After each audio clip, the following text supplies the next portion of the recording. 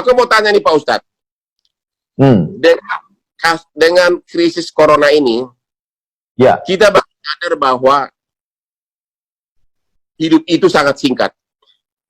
Sementara kita sibuk terus mencari uang. Kadang-kadang banyak orang meninggal ya pada saat dia mencari uang, uangnya pun tidak dinikmati. Saya ini sudah lama pengen pensiun, tapi mental saya tidak siap. Karena apa? Setiap saya mau istirahat, ada perkara baru, honornya 2 miliar. Ada perkara ini, honornya 3 miliar. Akhirnya nggak jadi pensiun.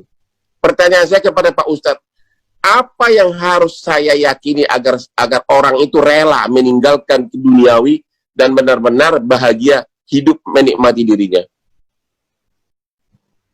Kalau yang saya yakini, Bang Hotman, bahwa pesan Nabi Muhammad, kalaupun kau punya 1 lembah dari emas, kau akan minta 1 lembah lagi, katanya. Jadi ada gunung, di bawahnya emas semua, itu kau akan minta 1 lagi sampai mulutmu disumbat panah. Jadi nggak ada pernah puasnya, terus kurang. Macam orang haus minum air laut, kurang. Jadi sebenarnya kepuasan itu ada ketika kita memberi. Makanya ada buku The Miracle of Giving. Jadi ketika dia memberi, dan saya lihat itu ada pada Bang Hotman, ketika Abang memberi beras, memberi sembako, saya kira Abang sudah menikmati itu. Jadi ketika memberi itu diperbanyak, orang akan menemukan kebahagiaan. Kebahagiaan yang tidak semu. Karena ada kebahagiaan ketika kita dapat, dia kemudian kering. Tapi ketika orang menemukan kebahagiaan yang tidak semu itu, itulah kebahagiaan yang sesungguhnya. Tapi dia rasa. Tidak semua orang bisa menceritakan apa yang dia rasakan. Dan apa yang Abang rasakan pun belum tentu bisa Abang bahasakan. Karena bahasa terlalu miskin untuk menceritakan tentang rasa. Nah, saya jadi puitis pula jadinya depan Bang Hotman. Tapi itu Bang Hotman sudah punya semuanya. Lalu kemudian apakah Bang Hotman bahagia? Gimana jawabnya? Belum bahagia. Karena itu tadi, mau pensiun ragu-ragu. Mau pensiun ragu-ragu. Begitu mulai kerja lagi, pusing lagi pemikiran. Ikut lagi terjun kepada masalah. Sehingga never ending story. Itulah yang mau saya tanya. Bagaimana meng-cut off, ya udah that's enough. Tapi susah. Anak saya 3, semuanya pengacara muda. Saya perlu bimbing juga. Karena pengacara itu tanpa jam terbang, tanpa benar-benar bekerja nanganin kasus, susah menjadi ahli. Orang boleh bergelar profesor doktor, tapi belum tentu bisa bikin surat kuasa, belum tentu bikin surat gugatan. The only way adalah dengan jam terbang yang tinggi. Itulah yang saya nggak bisa tinggalin. Tapi bahagianya ya semu. Abang pernah merasa sulit dalam hidup? Apa yang paling tersulit saat menjalani hidup? Saya kebetulan dari kecil bukan dari keluarga miskin, termasuk orang yang berada untuk ukuran kecamatan. Saya tidak pernah susah hidupnya dari segi keuangan. Saya bersepuluh bersaudara, 6 orang sarjana murni orang tua yang salah sekolahkan ke Unpar Parahyangan. Yang tersulit saya alami adalah ya hampir pernah mau bunuh diri waktu saya dari kantor pengacara internasional Andan Buyung oleh Profesor Subekti waktu itu yang menulis KUH Perdata. Saya diminta masuk ke Bank Indonesia, pindah ke Bank Indonesia. Gubernur Bank Indonesia yang sekarang adalah satu angkatan sama saya. Tapi pada saat itu saya melihat saya tidak punya masa depan di sana. Nggak bisa kaya Pak di sana. Itu antara lain yang saya lihat waktu itu. Kedua, saya sarjana hukum, disuruh belajar hitung dagang, disuruh belajar neraca. Memang namanya bank kan. Disitulah saya menjadi pesimis.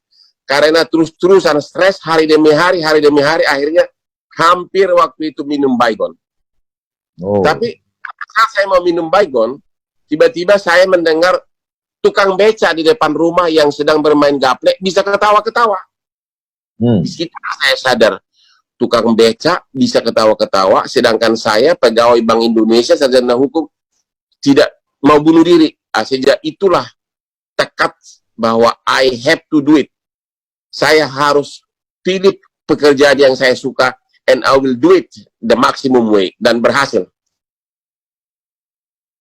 Di tengah keberhasilan abang melewati masa-masa sulit segala macam, apa yang belum tercapai? Yang belum sebenarnya, pertama, saya tidak pernah tertarik jadi pegawai negeri, tidak pernah tertarik jadi DPR, tidak pernah tertarik jadi menteri. Jadi sebenarnya saya sudah hampir tercapai semuanya.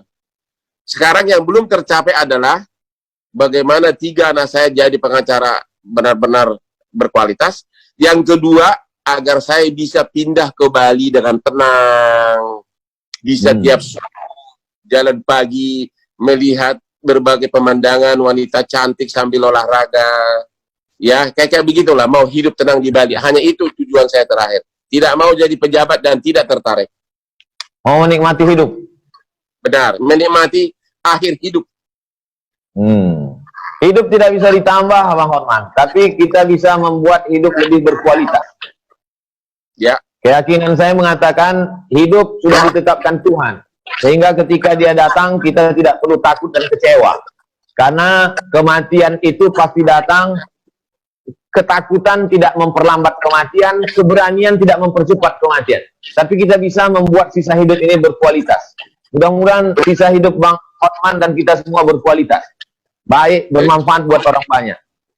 Di antara 2 orang ini, Opung Binahar Hutapea dan Rusmina Tiobinur Simanjuntak, siapa yang paling berpengaruh dalam hidup abang?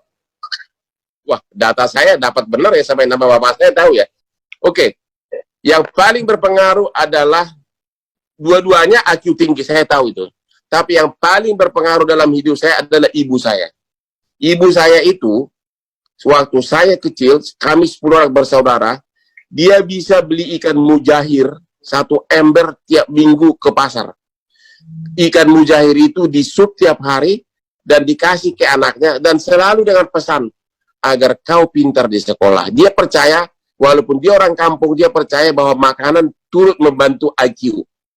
Dia bisa sogok saya agar makan daun pepaya, makan telur. Jadi benar-benar ibu saya adalah yang paling berkesan dalam hidup saya. Cuma pada saat ada satu hal yang paling saya sesalkan, yaitu sesudah saya sukses, saya sering keluar negeri ditemani oleh ibu saya untuk check up ke rumah sakit. Sementara dianya saya tidak pernah check up karena tidak pernah mengeluh. Namanya juga ibu dari kampung kan, spirit fight-nya kuat. Ya. Padahal dia sudah menderita darah tinggi. Padahal darah tinggi kan sebenarnya gampang diobatin. Akhirnya apa? Tiba-tiba jatuh di kamar mandi, pecah pembuluh darah.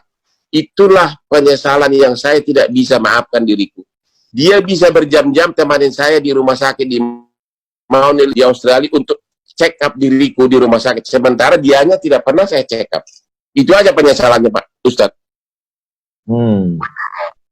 Ini sudah mendekati jam 10, Bang Hotman. Saya takut kalau lewat nanti dihitung per detik. Jadi Pak Ustadz, di ujung penghujung acara ini ada syair yang mau saya bacakan. Ya. Saya mau melantunkan tapi takut suara saya putus-putus. Jadi saya bacakan aja. Ya. Molo adung nasalah manang na urang pambani haki. Saya anju mau. Mana tahu selama acara ini ada kata-kata tidak berkenan, cara menjawabnya tidak hormat, tidak sopan. Mudah-mudahan kita tidak tersinggung dan tidak merusak perasaan. Jawaban saya sama dengan bahasa Batak lagi. Dang adong nasala. Dang adong nasala, dak pola perlu anjuan, karena tidak ada yang salah, tidak ada yang perlu dimaafkan gitu loh. Itu artinya itu. Terima kasih Bang. Ada yang mau Bang Hotman klarifikasi, karena banyak sekali thumbnail yang ingin Abang klarifikasi pada momen ini. Silakan. Ya, sebenarnya sih banyak titipan pesan kepada saya, menanyakan inilah, tapi karena saya lihat berbau terkait dengan agama, saya tidak mau membahasnya di sini. Mungkin ada banyak pesan ke saya, tolong tanyakan kepada Ustadz atas ucapan-ucapannya masa lalu yang seolah-olah menyindir agama lain. Tapi kan Pak Ustadz tadi udah jawab. Ya itu aja klarifikasi. Ya. Saya ucapkan banyak terima kasih kepada Bang Hotman. Salam untuk Ibu Agustian Marbun. Ya, salam, dengar kok.